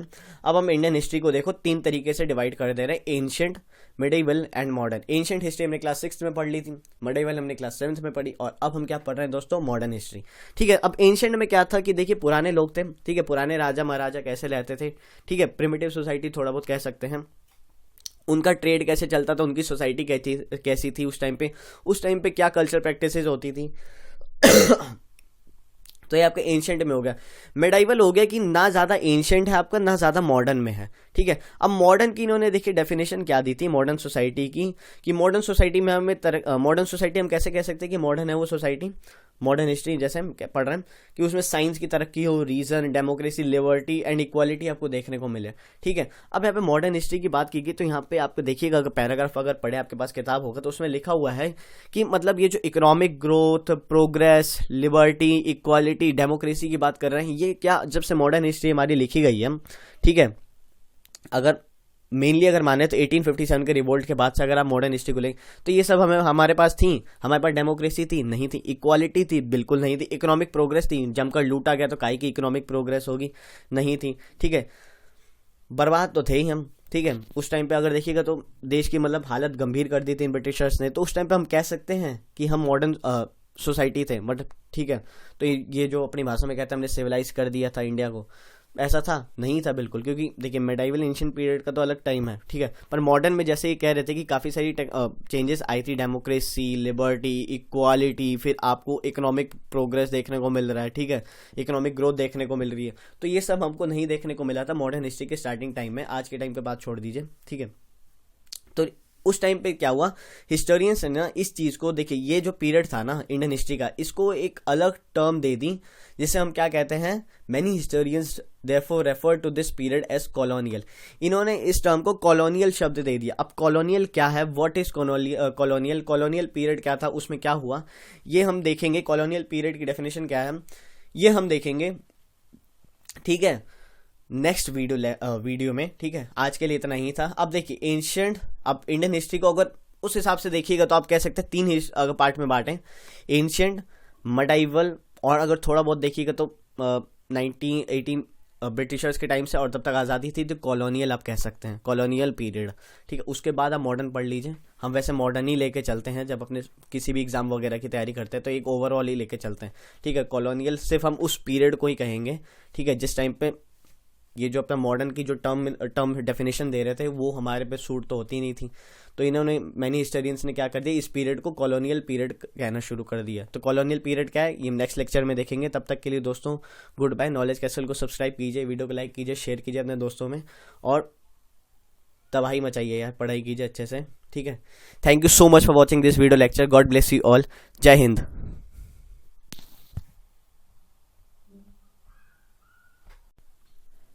जय हिंद। जैसा कि आपको पता है हम क्लास 8th की एनसीईआरटी कर रहे हैं, हिस्ट्री की, chapter number 1 how, when and where.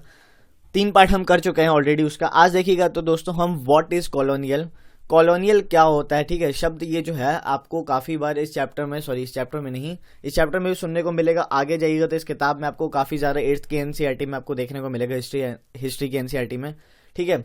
Future में भी काम आएगा, आपको काफी जगह ये शब्द सुनने को मिलेगा। इंडियन हिस्ट्री अगर आप कॉम्पिटेटिव एग्जाम्स की तैयारी कर रहे हैं तो उसमें भी अगर आप इंडियन हिस्ट्री पढ़ रहे हैं तो कॉलोनियल आपने शब्द सुना ही होगा कभी ना कभी, ठीक है। तो आखिर हम यही समझेंगे इसमें, इस पार्ट में, आज के इस वीडियो में, कि कॉलोनियल का मतलब क्या होता है। अब देखिए क्या हुआ था ना दोस्तों, सबसे पहले तो दोस्तों मैं आपको एक चीज बता दूं, अगर आप नए हैं तो नॉलेज कैसल को सब्सक्राइब कर दीजिए और अपना सपोर्ट दिखाइए।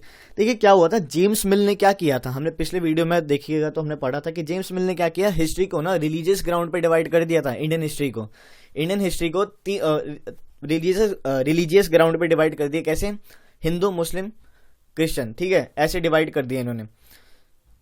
अब क्या हुआ, इसमें जेम्स मिल का जो आइडिया था यहाँ पे ठीक ठाक नहीं बैठा, तो बाद में हिस्टोरियंस ने क्या किया, इससे वो संतुष्ट नहीं हुए तो इंडियन हिस्ट्री को उन्होंने 3 पीरियड्स में डिवाइड कर दिया अपनी तरफ से। बाद में आने वाले हिस्टोरियंस ने। कैसे? एंशिएंट हिस्ट्री, मिडाइवल हिस्ट्री और मॉडर्न हिस्ट्री, ठीक है, आप पढ़ते भी होंगे। अब एंशिएंट हिस्ट्री में क्या हुआ, एंशिएंट हिस्ट्री को इन्होंने डिस्क्राइब कर दिया प्रिमिटिव सोसाइटी, ठीक है। अब मिडाइवल आया तो थोड़ी बहुत सोसाइटी में आपको ग्रोथ देखने को मिली, इकोनॉमिक एक्टिविटीज हो रही थी।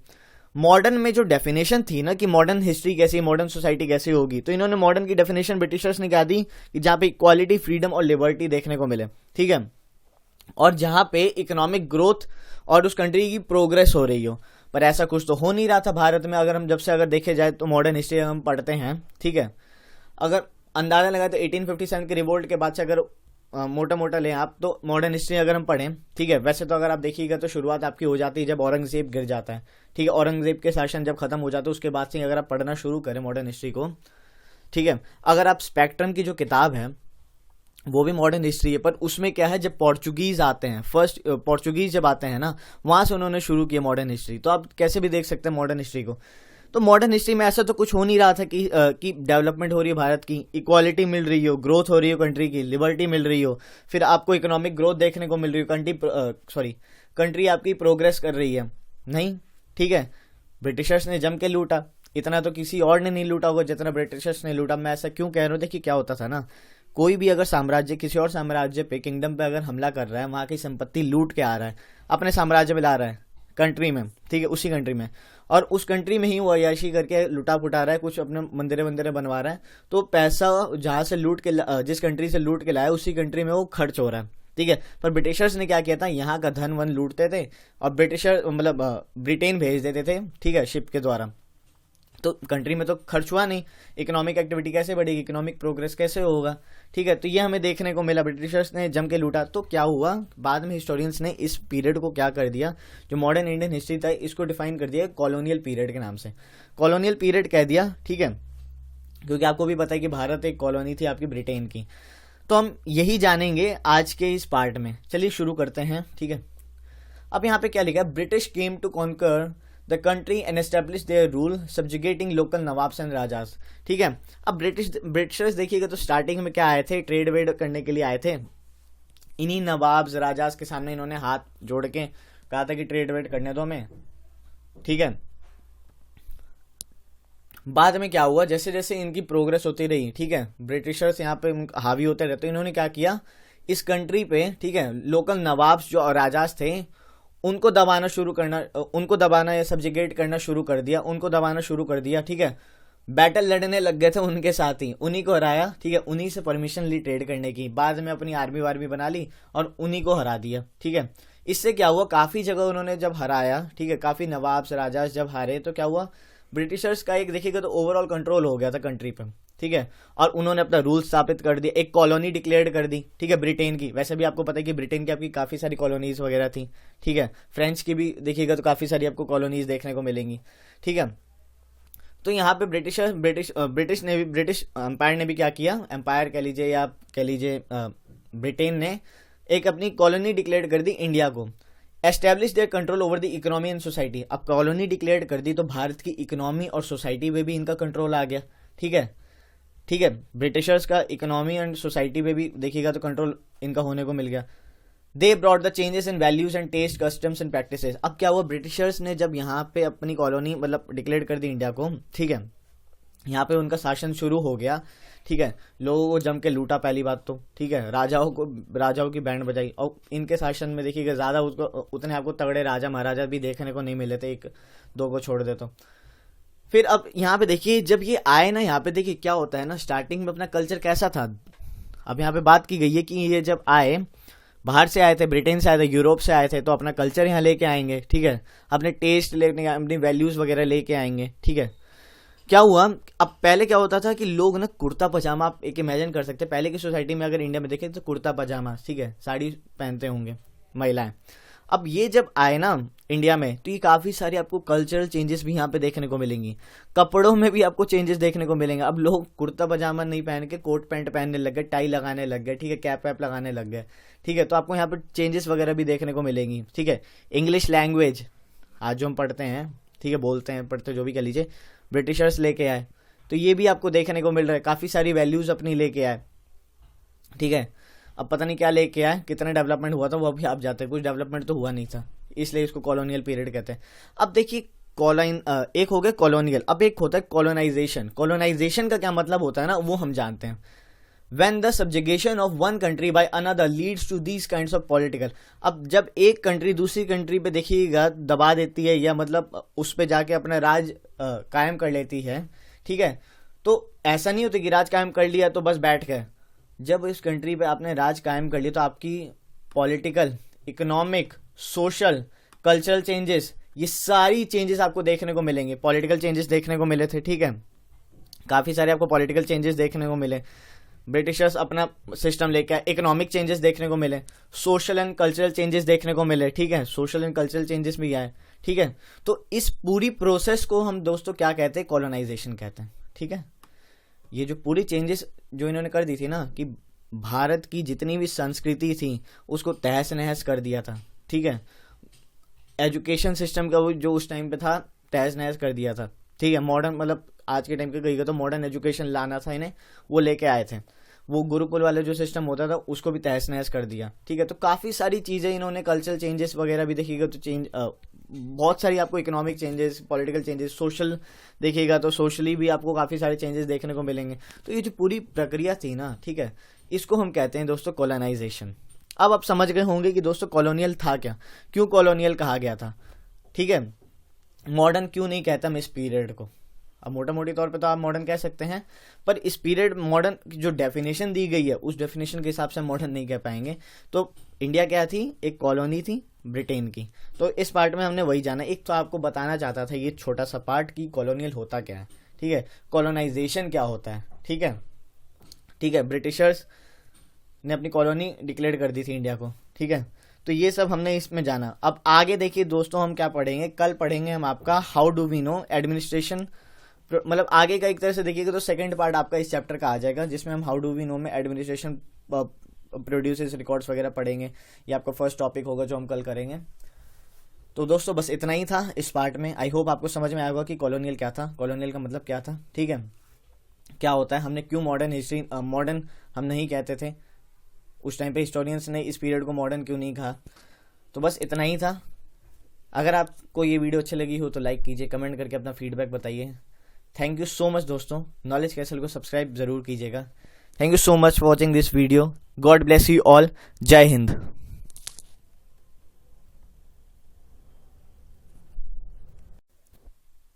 जय हिंद दोस्तों, जैसे कि आपको पता है हम क्लास 8th की आपकी हिस्ट्री की एनसीईआरटी हम कर रहे हैं। तो कल हमने देखिएगा तो कॉलोनियल क्या होता है, कॉलोनाइजेशन क्या होता है, इसके बारे में जाना। अब हम दोस्तों इस चैप्टर के ना दूसरे पार्ट की तरफ बढ़ेंगे। फर्स्ट पार्ट में देखिएगा तो हमने क्या पढ़ा था कि डेट्स इंपॉर्टेंट क्यों हैं, और सारी डेट्स तो इंपॉर्टेंट नहीं होती, तो हमने ये भी जाना कि आखिर कौन सी डेट्स इंपॉर्टेंट है। फिर हमने देखा कि हिस्ट्री को कैसे पीरियडाइज किया गया, पीरियडाइजेशन हमने देखी। फिर हमने उसी पीरियडाइजेशन में एक शब्द देखा था कॉलोनियल। तो हमने कल की वीडियो में देखिएगा तो हमने कॉलोनियल जाना था। तो ये आपका फर्स्ट पार्ट खत्म हो गया था कि मोटा मोटी अगर देखिए तो ये डेट सेंट्रिक था, ठीक है। अब हम दूसरे पार्ट में जाएं उससे पहले दोस्तों आपसे रिक्वेस्ट है कि अगर आप नए हैं चैनल पे तो नॉलेज कैसल को सब्सक्राइब कर दीजिए, एंड इस लेक्चर का जितना हो सके फ़ायदा उठाइए। एग्जाम्स वगैरह में आपके इंपॉर्टेंट साथ देगा ये लेक्चर, ठीक है, क्योंकि वैसे कॉम्पिटिटिव में भी देखिएगा तो काफ़ी सारे इंपॉर्टेंट हो जाता है आपके लिए एनसीईआरटी को समझना, तो उस पर्पज़ से भी आप देख सकते हैं। अब हम दूसरे पार्ट पे चलते हैं दोस्तों कि आखिर हमें जो भी ये हिस्ट्री थी ये मालूम कैसे पता चलती है, मतलब मालूम कैसे पड़ती है।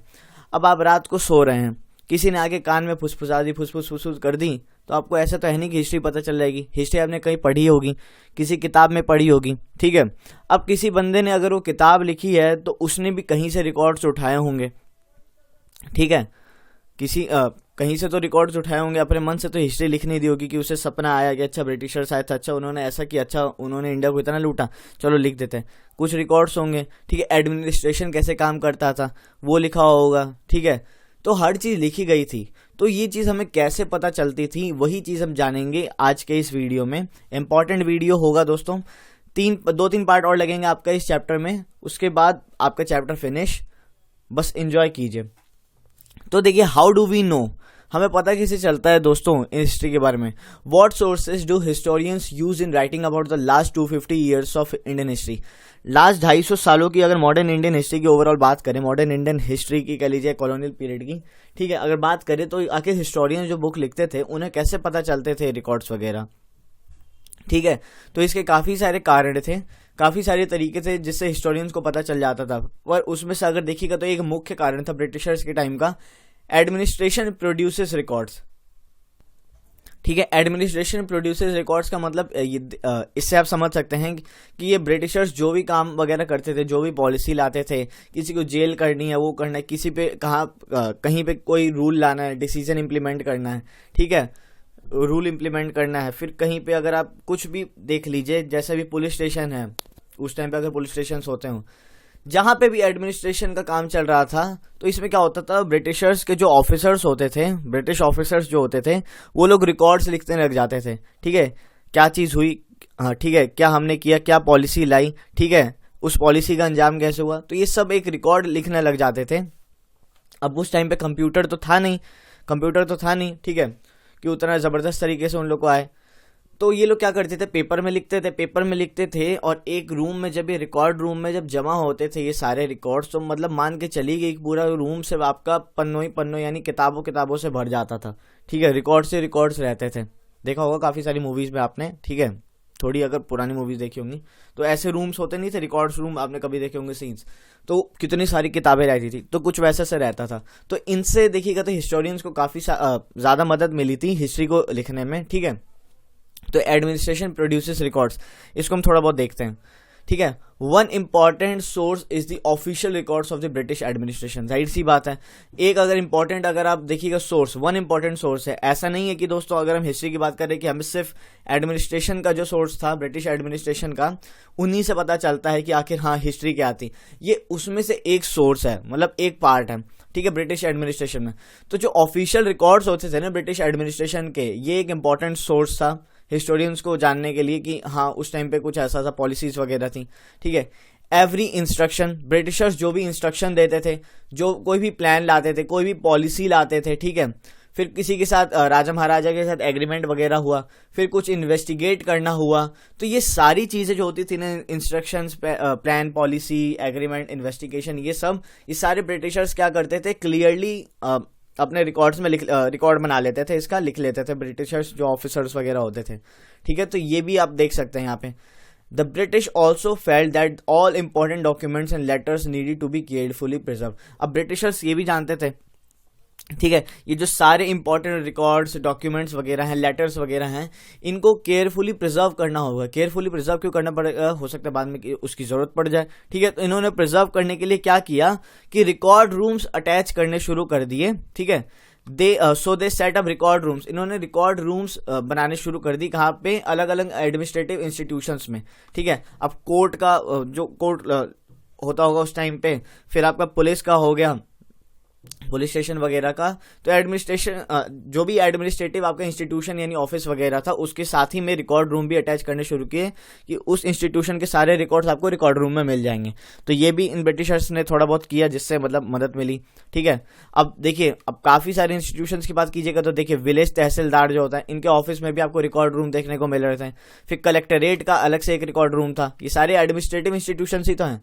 द कमिश्नर्स ऑफिस, कमिश्नर के ऑफिस में भी आपको देखने को मिला। फिर प्रोविंशियल सेक्रेटेरिएट्स जो होते थे, उनका अलग से आपको एक रिकॉर्ड रूम देखने को मिलेगा। लॉ कोर्ट्स का था उनका भी एक अलग से देखिएगा तो अलग से रिकॉर्ड रूम देखने को मिलेगा। मतलब सारी चीज़ें जो थी रिकॉर्ड्स वगैरह ये लिख रहे थे ब्रिटिशर्स, ये एक अलग मतलब देखिएगा एडमिनिस्ट्रेटिव इंस्टीट्यूशंस इन्होंने हर एडमिनिस्ट्रेटिव इंस्टीट्यूशंस के लिए अलग अलग रिकॉर्ड रूम्स इन्होंने बना दिए थे। ठीक है, specialised institutions like archives and museums were also establish to preserve important records. अब स्पेशलाइज्ड इंस्टीट्यूशंस भी बनाए, कि क्यों बनाए, आर्काइव्स बना दिए थे इन्होंने, म्यूजियम्स वगैरह बना दी, कुछ इंपॉर्टेंट चीज़ें हैं, ठीक है, जिसको प्रिजर्व करना बहुत ज़रूरी, तो उसके लिए उन्होंने आर्काइव्स बना दिए।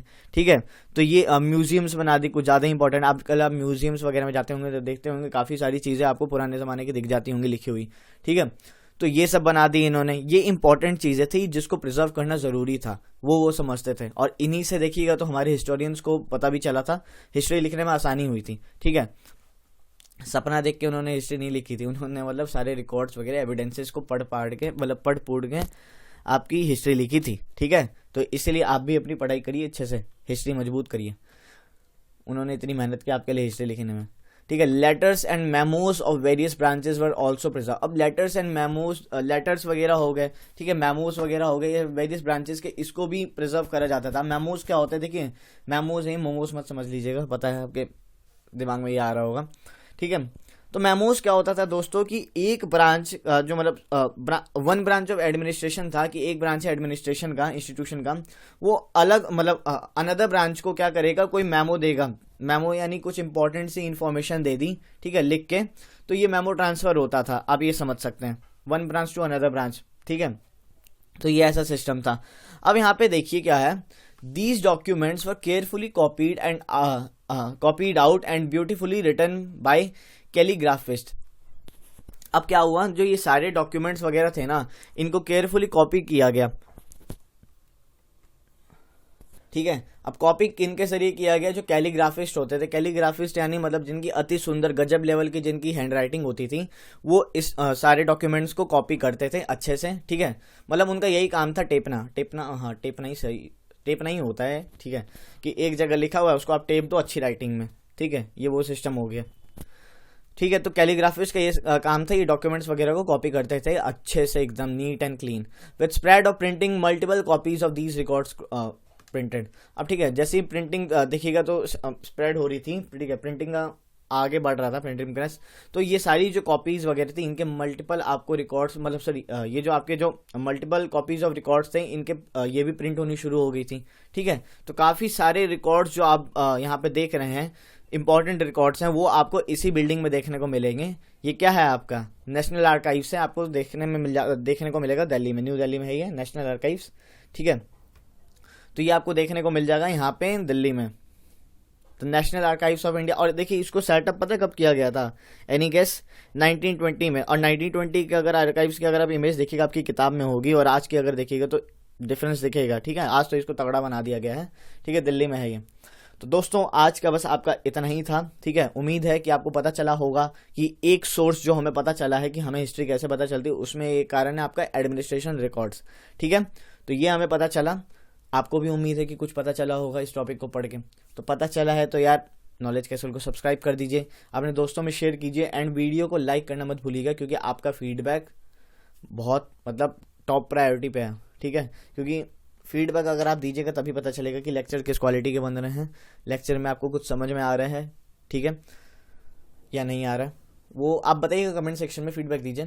थैंक यू सो मच दोस्तों, गॉड ब्लेस यू ऑल, जय हिंद।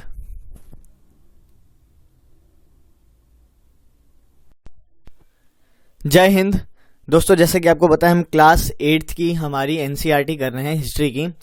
हमने देखिएगा तो दोस्तों अभी तक बहुत चीज़ें पढ़ ली हैं, और ये आज आपका फर्स्ट चैप्टर का लास्ट वीडियो होगा। इसमें हम 2 टॉपिक्स कवर करेंगे। ठीक है, 2 आपके पैराग्राफ्स बच गए, इसको हम इस वीडियो में कंप्लीट कर लेंगे। इंपॉर्टेंट वीडियो होगा दोस्तों, फर्स्ट चैप्टर इसके बाद आपका कंप्लीट हो जाएगा। उसके बाद हम पॉलिटी पे शिफ्ट करेंगे, पॉलिटी का फर्स्ट चैप्टर करेंगे कल।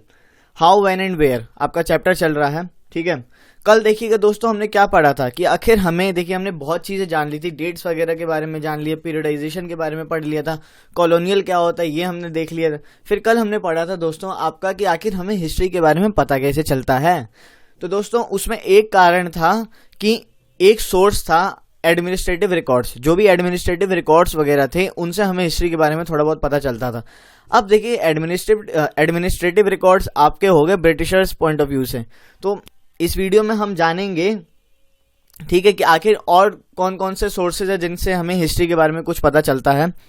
नए हैं दोस्तों तो आप नॉलेज कैसल को सब्सक्राइब कर दीजिए, अपना सपोर्ट दिखाइए। चलिए वीडियो आज का शुरू करें। सर्वेज बिकम इम्पॉर्टेंट, आज का फर्स्ट अगर हम देखें टॉपिक करना है जो हमें, surveys become important. Second source, first source आपका एडमिनिस्ट्रेटिव रिकॉर्ड्स हो गया, सेकंड हो गया सर्वेज। सर्वेज वैसे भी देखिएगा तो दोस्तों इंपॉर्टेंट इसलिए हो जाते थे कि ब्रिटिशर्स नए नए आए थे इंडिया में, ठीक है, उन्हें राज करना था, एडमिनिस्ट्रेशन अपना चलाना था, शासन चलाना था, ठीक है। अब उन्हें शासन चलाना है तो उन्हें देश के बारे में कुछ पता भी होना चाहिए, ठीक है। तो देश के बारे में उन्होंने और जानने के लिए सर्वेज वगैरह कंडक्ट कराए थे, ठीक है। वही क्वेश्चन आंसर वगैरह होते हैं, जैसे कि आपको पता है सर्वेज में नॉर्मल जैसे सर्वे होता है वैसे, ठीक है। तो सर्वेज उन्होंने करवाए रिकॉर्ड करने के लिए, ठीक है, जगह के बारे में कुछ पता हो उन्हें, ठीक है, कास्ट, रिलीजन, उस जगह के बारे में प्रीवियस हिस्ट्री क्या चल रही थी, तो ये सब जानने का इन्हें भी शौक था क्योंकि शासन चलानी थी, राज मतलब यहाँ पे एडमिनिस्ट्रेशन अच्छे से चलाना था, तो ये सब जानना जरूरी था ब्रिटिशर्स के लिए भी, ठीक है। तो वही हम देखेंगे कि आखिर कौन कौन तरीके के किस किस तरीके के सर्वेज इन्होंने कंडक्ट कराए। तो चलिए आगे चले हम। Another important source of writing history was surveys. मैंने आपको बता दिया कि हिस्ट्री लिखने का जो अगर हम देखें कि इंपॉर्टेंट जो और सोर्स जो हमें मिलता है एडमिनिस्ट्रेटिव रिकॉर्ड्स के अलावा, वो सर्वेज वगैरह से हमें पता चलता है। अब देखिए सर्वेज कराना ब्रिटिशर्स ने कब चालू किया था? Early 19th century detailed surveys were being carried out to map the entire country. Early 19th century में हमें देखने को मिलता है कि सर्वेज वगैरह ये कंडक्ट कराना शुरू कर देते हैं। क्यों शुरू कर देते हैं? क्योंकि यार मैंने आपको बताया बार बार, फंक्शन सही से करना था इन्हें, ठीक है, अपना काम सही से चलाना था, तो देश के बारे में थोड़ा बहुत इन्हें भी जानना था, ठीक है। उस टाइम पे कंट्री कैसी चल रही थी, कंट्री के अंदर क्या माहौल था, ठीक है। इन विलेजेस वगैरह में देखिएगा तो रेवेन्यू सर्वेज इन्होंने करवाए, ठीक है, रेवेन्यू सर्वेस इन्होंने कंडक्ट कराए। अब देखिए इन्होंने और कौन कौन तरीके से सर्वेज कराए। Effort was to know the topography जानने के लिए इन्होंने सर्वेस करा। टोपोग्राफी ये हो गया, आप मान लीजिए जो लैंड के ऊपर का जो एरिया होता है ना दोस्तों, जैसे plains, plateaus, mountains, rivers, valleys वगैरह, ये सब जो भी होती है जो लैंड के ऊपर होती है, इसे हम टोपोग्राफी करते हैं। वैसे भी ज्योग्राफी देखिएगा तो अभी थोड़ा आपसे टोपोग्राफी शब्द आई गया तो थोड़ा ज्योग्राफी से भी रिलेट हो गया। तो एक चीज के लिए सॉरी बोलना चाहूंगा दोस्तों, वर्ल्ड ज्योग्राफी आपकी थोड़ी बहुत अटकी पड़ी है, ठीक है। जल्दी शुरू कर दूंगा मैं, उसको पता है कि थोड़ा अटका पड़ा है, पर मैं शुरू कर दूंगा, टेंशन लेने की कोई बात नहीं, आपकी कंप्लीट हो जाएगी, ठीक है, कंप्लीट हो जाएगी, क्योंकि हमें इंडियन ज्योग्राफी भी करनी है। अब देखिए टोपोग्राफी के जानने के लिए इन्होंने, पता ही है ना कि ब्रिटिशर्स नहीं तो ढूंढा था, वो पता लगाया था, नापा था माउंट एवरेस्ट की कितनी हाइट है, ठीक है, पूरी कितनी हाइट अल्टीट्यूड है पूरा माउंट एवरेस्ट का, नापा था इन्होंने ब्रिटिशर्स ने। अब ये सॉइल की क्वालिटी जानने के लिए देखिए ये लोग क्या कराते हैं, सर्वे कराते हैं। फ्लोरा एंड फाउना को जानने के लिए देश में क्या है सिस्टम चल रहा है इनका, इसके लिए भी फ्लोरा एंड फाउना को जानने के लिए भी ये लोग सर्वेस कराते हैं। लोकल हिस्ट्रीज को जानने के लिए देखिएगा तो ये लोग सर्वेस कराते थे, ठीक है।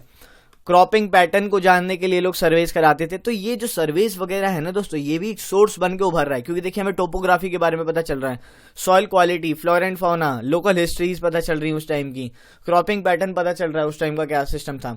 तो ये सब जानने के लिए लोग सर्वेस कराते थे, ठीक है। और यही सर्वेस बाद में जाके हिस्टोरियंस का क्या बन गए, एक इंपॉर्टेंट सोर्स बन गए हिस्ट्री लिखने के लिए। अब सेंसस होता था, देखिए सेंसस क्या ऑपरेशंस होते थे हर 10 साल में, सेंसस होता है, और आपको भी पता है आज भी देखिएगा तो सेंसस 10 साल में ही होता है, ठीक है। 2021 का भी डेटा आ ही जाएगा, 23-24 तक शायद।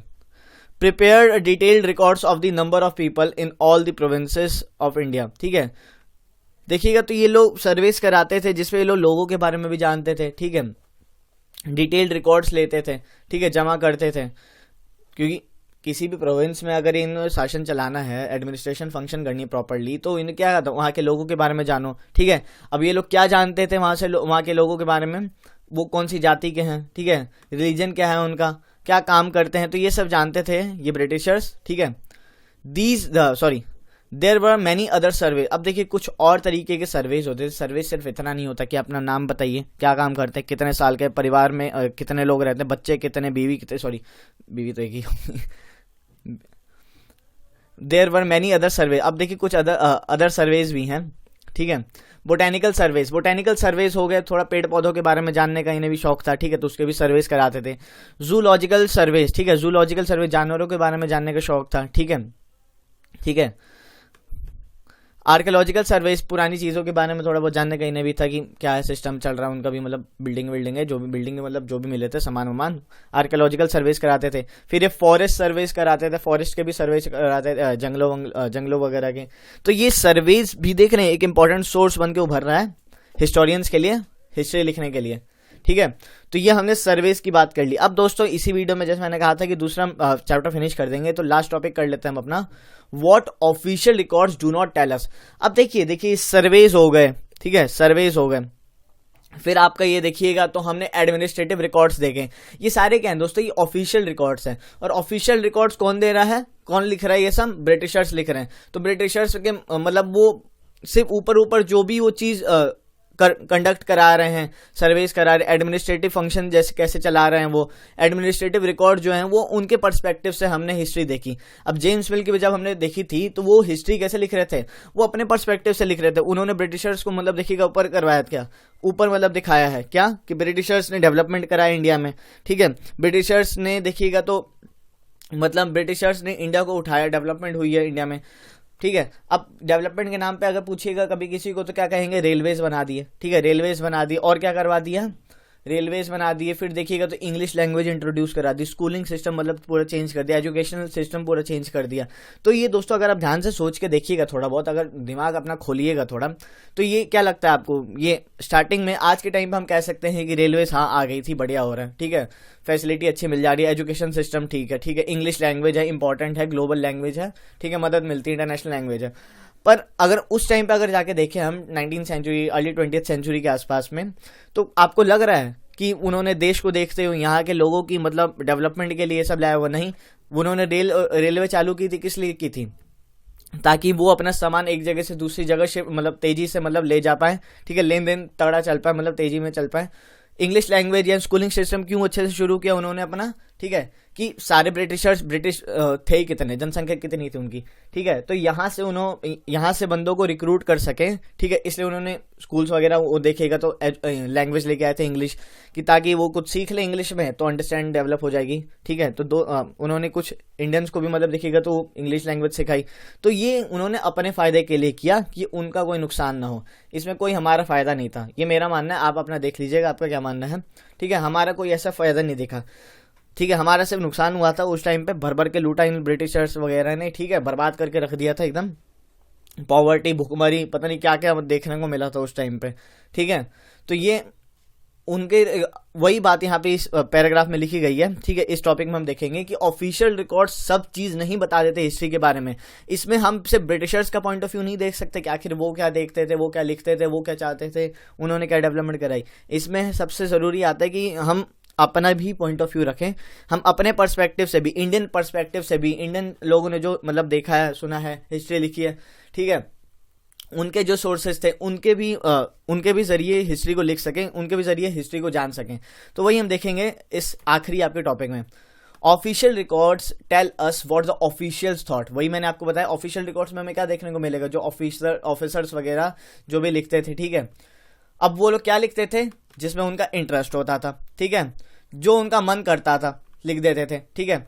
वो लोग क्या करते थे, प्रिजर्व करते थे पोस्टेरिटी, और जो लिखते थे जिनमें उनका इंटरेस्ट था, जो भी उन्होंने अनाप शनाप लिखा हो अपने मर्जी से, जो भी लिखा हो कि डेवलपमेंट दिखाई हो कि भारत को हमने डेवलप कर दिया एकदम जबरदस्त तरीके से, जो भी दिखाया उन्होंने, ठीक है। तो ये पोस्टेरिटी का मतलब हो गया कि आने वाले फ्यूचर में दिखाने के लिए, ठीक है, प्रिजर्व करके रख दिए वो डॉक्यूमेंट्स वगैरह जो भी, कि आगे वाले को पता चल सके कि हाँ ब्रिटिशर्स ने कितना बढ़िया काम किया, ये दिखाने के लिए। अब पता है कितना बढ़िया काम किया।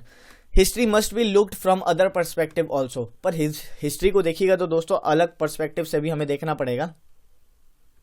अब वो कौन कौन से पर्सपेक्टिव होंगे वो हम देखते हैं एक बार। डायरीज ऑफ पीपल, जो लोगों की डायरीज वगैरह मिलती थी, ठीक है, उनसे हमें पता चलता है थोड़ा बहुत अपना पर्सपेक्टिव पता चलता है, ठीक है। अकाउंट्स ऑफ पिलग्रिम्स, ठीक है, जो भी धार्मिक लोग या क्या बोलते तीर्थ यात्री जो आते थे यहाँ पे, ठीक है, वो कुछ लिखते थे। ट्रैवलर्स जो बाहर से आ रहे हैं वो कुछ लिखते थे। तो वो जब ट्रैवलर्स आ रहे हैं, एक धार्मिक व्यक्ति आ रहा है, धार्मिक व्यक्ति यानी तीर्थ यात्री कह लीजिए, धार्मिक व्यक्ति कह रहा हूँ, ठीक है, तीर्थ यात्री जब आ रहा है तो वो कुछ देखेगा, ठीक है, वो कुछ घूमे फिरेगा तो वो ओरिजिनल चीज़ें लिखेगा, ठीक है, हमें उससे पता चलता है। अब 7th क्लास में याद होगा काफ़ी सारे आपके चाइनीज़ ट्रैवलर्स आ रहे थे, फाइयान उसमें से एक था, ठीक है, और भी ट्रैवलर्स वगैरह थे, ठीक है, एंशिएंट टाइम, मिडेवल टाइम में। तो ये भी जो भी चीज़ अकाउंट्स वगैरह लिखते तो उनसे हमें पता चलता था। फिर ऑटोबायोग्राफीज से हमें पता चलता, ऑटोबायोग्राफीज किसकी, ठीक है, ब्रिटिशर्स की ऑटोबायोग्राफीज नहीं, जो इंपॉर्टेंट इंडियन पर्सनैलिटीज थी उस टाइम पे, पर्सनैलिटी जो भी थी उनके ऑटोबायोग्राफीज से हमें थोड़ा बहुत जानने को मिलता है, ठीक है, अपना पर्सपेक्टिव देखने को मिलता है। अब लीडर्स जो थे उस टाइम के और रिफॉर्मर्स थे, ठीक है, उनके क्या आइडियाज थे, ठीक है, वो अपने आइडियाज को लिखते थे तो उनसे हमें पता चलता है, जो लीडर्स और रिफॉर्मर्स थे, ठीक है, जो अपने आइडियाज लिखते थे। फिर जो पोएट्स थे, फिर जो नोवेलिस्ट थे, ठीक है, ये जो अपनी फीलिंग्स वगैरह एक्सप्रेस करते थे, लिखते थे, इनसे हमें पता चलता है, ठीक है, ये अपना पर्सपेक्टिव मिलता है। तो ये देख सकते हैं, हमें थोड़ा बहुत अपना पर्सपेक्टिव भी देखना पड़ता है हिस्ट्री को जानने के लिए। बायस होकर हम सिर्फ ब्रिटिशर्स का पॉइंट ऑफ व्यू नहीं देख सकते, ठीक है, थोड़ा बहुत अपना भी डिटेल में स्टडी कीजिएगा तो जानने को बहुत चीज़ें मिलेंगी। We will not be able to understand how history was experience and lived by the tribals and the peasant. अब देखिए दोस्तों, एक और चीज़ अगर मैं बोलूँ ना, तो यहाँ पे जो हमारे भी सोर्सेज हैं, ठीक है, जो हमने ऊपर से देखे लीडर्स ने डायरीज में, ठीक है, अब देखिए दो साइड्स हैं, एक साइड तो आपका हो गया ब्रिटिशर्स की साइड, ठीक है, और एक साइड में देखिएगा तो 60% अगर मान लीजिए डायरीज हमें पता मिल रही हैं, पिलग्रिम्स और जो ट्रैवलर्स आ रहे हैं। फिर हम ऑटोबायोग्राफीज देख रहे हैं, ठीक है, लीडर्स और रिफॉर्मर्स के आइडियाज देख रहे हैं, नोवेलिस्ट और पोएट्स जो अपने फीलिंग्स एक्सप्रेस कर रहे हैं, ये तो आपकी 60% साइड होगी। पर जो 40% जो लोग आते थे, 40, 50, 60 जो भी आप लगा लीजिए, जो हमें नहीं पता चलता है उसमें क्या था। कुछ ये तो लिटरेट लोग थे जो लिख सकते थे, पर कुछ इलिटरेट लोग थे जो ज़्यादा पढ़े लिखे नहीं हो, लिखना नहीं आता हो, ठीक है। अब या आज के टाइम की बात तो है नहीं, पुराने टाइम की बात है, अर्ली 19th सेंचुरी, फिर आपका अर्ली 20th सेंचुरी की बात है।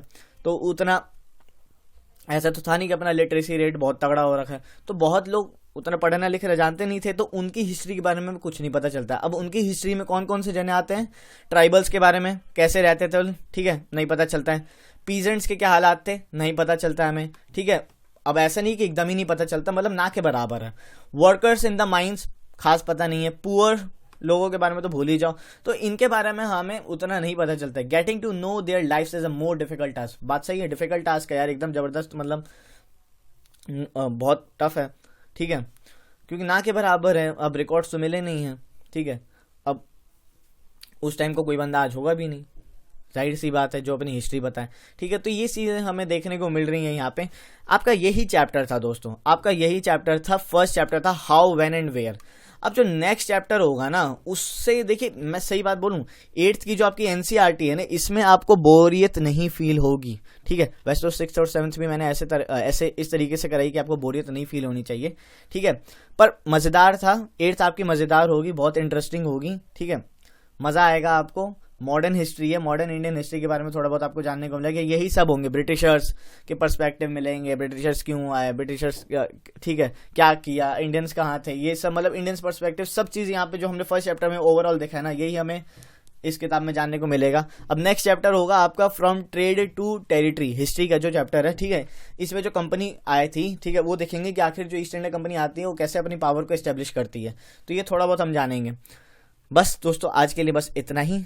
उम्मीद है कि आपको बहुत चीज़ें जानने को मिली होंगी आज की इस वीडियो से। इसी आपका देखिएगा तो हिस्ट्री का फर्स्ट चैप्टर भी कंप्लीट हो गया, ज्योग्राफी का फर्स्ट चैप्टर मैं ऑलरेडी करा चुका हूँ, ठीक है। अब कल हम कर लेंगे, ठीक है, पॉलिटी का कर लेंगे, पॉलिटी भी ज़रूरी है। थैंक यू दोस्तों, अच्छा लगा हो वीडियो तो लाइक कीजिएगा, चैनल को सब्सक्राइब करना मत भूलिएगा, और सबसे ज़रूरी चीज़ बेल आइकन को दबा के ऑल पे क्लिक कर दीजिएगा। कमेंट सेक्शन में अपना फीडबैक दीजिए, दोस्तों में शेयर कीजिए, ठीक है, फीडबैक दीजिएगा ज़रूर, ठीक है। थैंक यू दोस्तों, गॉड ब्लेस यू ऑल, जय हिंद।